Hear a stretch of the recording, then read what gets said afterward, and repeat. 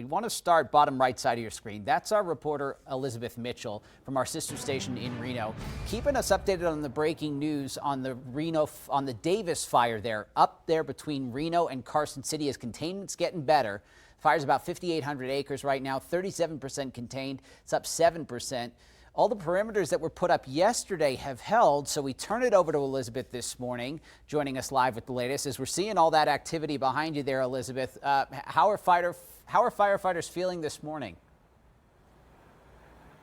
Yeah, firefighters are getting ready to get into the fire suppressions today as the weather is much calmer than it was yesterday. They were expecting the worst yesterday and it ended up going okay. I'm going to take you to a look now, though, of where the fire is located. As you can see, not much to see, though, today, which is great news coming out of the Davis fire. No smoke. I know earlier when it was a little bit darker, there were still some hot spots, but no active flames, no smoke. And it is a much different story than what they were expecting. They were expecting this fire to travel 3 to 7 miles yesterday, as those wind gusts were supposed to reach 70 miles an hour, which they did end up reaching 60-mile-an-hour wind gusts yesterday. But firefighters still able to hold those lines and hold the fire within their perimeter. All aircraft also grounded yesterday due to the winds reaching those high wind gusts. But today the winds look much calmer, and they are expecting to get the aircraft up off the ground this morning. They usually launch them around 8:30, 9 o'clock in the morning, and they're hoping to get some air suppression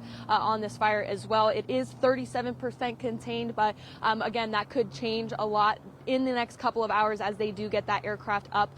There is no cause to this fire yet. That is still under investigation, so we are keeping a close eye on that and a close eye on fire suppressions today. But that is the latest this morning. Great news after what was expected yesterday. Yeah, thanks for being on it, Elizabeth. And yeah, I know there's still a lot of concern for those people living on the south side of Reno there in those communities, so we'll keep watch as this thing develops.